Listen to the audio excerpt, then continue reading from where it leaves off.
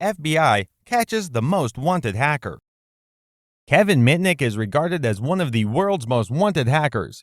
He played with society by riding free buses, intercepting phone calls, and controlling McDonald's drive-thru speakers, as well as gaining unauthorized access to a lot of computer networks. But he never hacked for profit, nor did anything malevolent with the sensitive information he obtained. That is why the FBI sought him out in order to sway him to their side. How many hacking schemes did he pull off?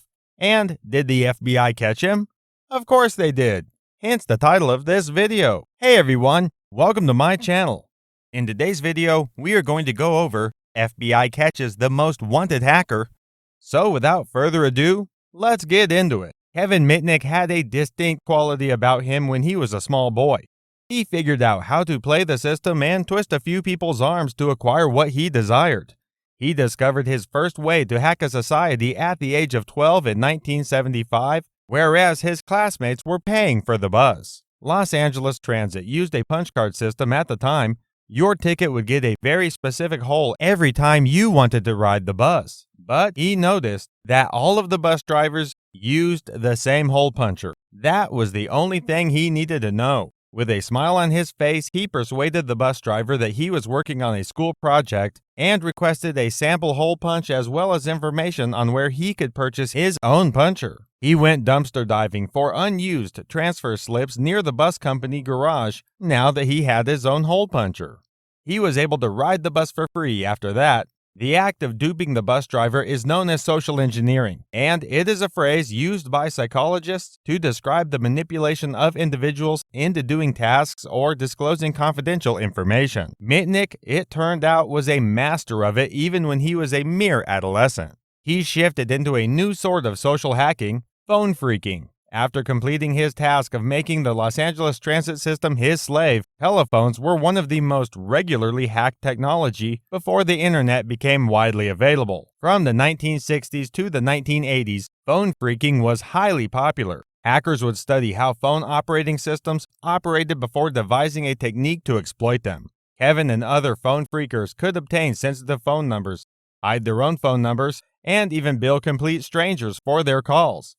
Mitnick might be able to take it a step further. He has such a thorough understanding of phone systems that he can even simulate dial tones by simply whistling, allowing him to make international phone calls with just a few high-pitched squeaks and not have to pay a single penny. Impressive, isn't it? In his teenage years, he could use his social and technological hacking skills for a variety of unlawful acts, but he usually employed them for pleasure. Kevin decided that hacking into a McDonald's drive-thru speaker would be a lot of fun with the help of his friend Lewis. He was able to override the system by utilizing a modified two-way radio to send the drive-thru speaker to Kevin in the parked car across the street rather than the cashier's headset. This allowed him to respond to customers' orders, impersonate staff, and engage in various pranks. When the cashier noticed something unusual, he walked outside to investigate.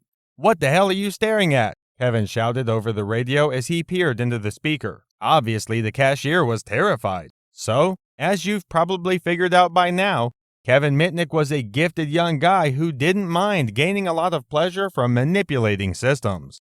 But what do we know about this guy? Who is this dude? Where did he come from? And how did he find out about all these clever hacks in the first place? He was born in Van Nuys, California, which is close to Hollywood. He went to James Monroe High School and became an amateur radio operator while there. This first-hand knowledge in the radio room was crucial in his understanding of how electronic wavelengths and signals functioned during the days of phone phreaking. In addition, the radio room would have provided him access to computer systems and software that the vast majority of youngsters had never heard of. Mitnick's abilities improved as technology progressed. He initially got unauthorized access to a computer network in 1979 when he was only 16 years old.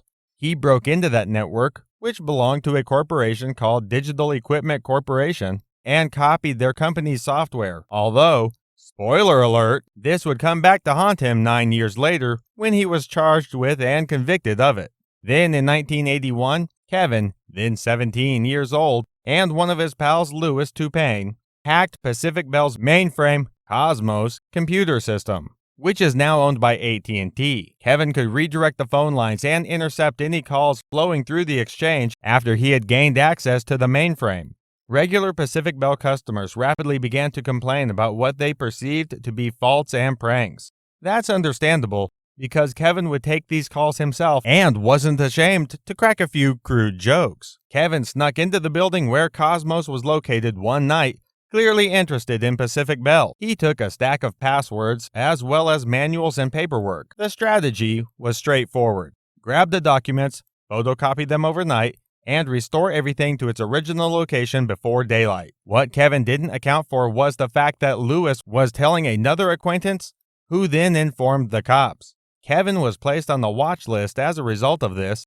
He was arrested the next day and sentenced to 3 months in prison and a year of probation. You'd think Kevin would have learned his lesson after spending time in prison, but that's not the case. He dived right back into the hacking pool after being released on probation, full of insane ideas in his head. His next endeavor was hacking the NSA and listening in on the world's most powerful wiretappers. But it was in 1983 that he achieved possibly his greatest hacking success. He was a student at the University of Southern California at the time. Mitnick acquired access to ARPANET by utilizing one of the university's machines, most likely a TRS-80 computer system. Consider this one of the Internet's forerunners, except it was only available to the Army, large enterprises, and colleges. To put it another way, it was very important. Fast forward to 1987 when Kevin and his friend Lenny DiCiccio obtained access to the DEC Research Laboratory's internal network because Lenny DiCiccio worked there and could steer Kevin in the proper direction. This wasn't a particularly difficult hack. Naturally, access to the system was granted promptly. This hack was different from the others for Kevin.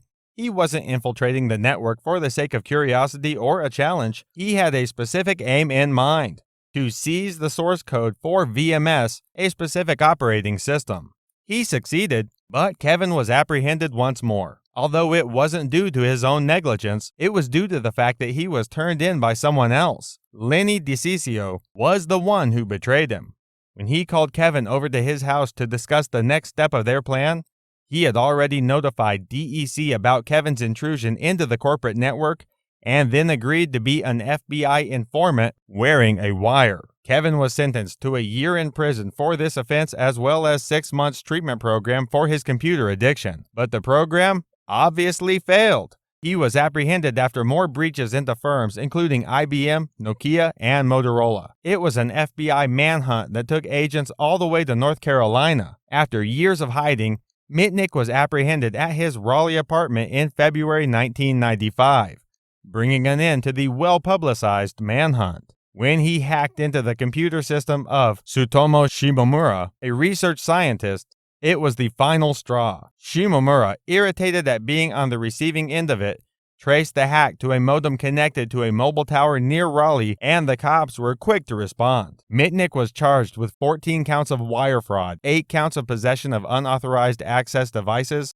wire and electronic communications interception, unauthorized access to a federal computer, and causing computer damage for the hundreds of hacks he orchestrated over the previous 2 decades. After he was released, Kevin came to a split in the road on January 21, 2000.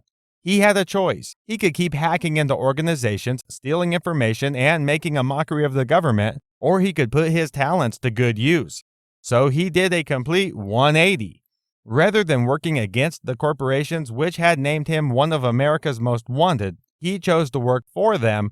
Despite having easy access to credit cards, social security numbers, and proprietary software, Mitnick never spent a penny of other people's money. According to the FBI, he made the transition from the dark to the light side, and he had already established his credibility. Mitnick is no longer a hacker feared by governments, telephone companies, and the public in the United States. He is a professional security consultant, public speaker, and author for the good guys, running his own security firm called Mitnick's Absolute Zero-Day Exploit Exchange. Kevin provides security advising to Fortune 500 organizations and the FBI. as well as performing a variety of security testing services for some of the world's largest corporations. He also conducts government agencies' social engineering classes, telling them how to gain from it as well as how to protect themselves from exploitation. Despite the massive manhunt and the hacking of hundreds of companies, Mitnick claims that he never intended to hurt anyone. "I never, in doing this, wanted to harm anybody. I was just having fun. I was being the magician by breaking the system and getting the code. That's why I was going after cell phones. That's why I was going after operating systems to become better at hacking them." Not everybody feels what Kevin did was acceptable, regardless of where his heart was at. It didn't matter if it was all fun and games. He may not have stolen from the general public, but he did end up costing a lot of companies hundreds of thousands of dollars as a result of stealing their software. With that being said, here we come to the end of our video. I hope you liked this video. If so, then don't forget to subscribe to the channel so you never miss any video. See you in the next video. Till then, take care. Thanks for watching.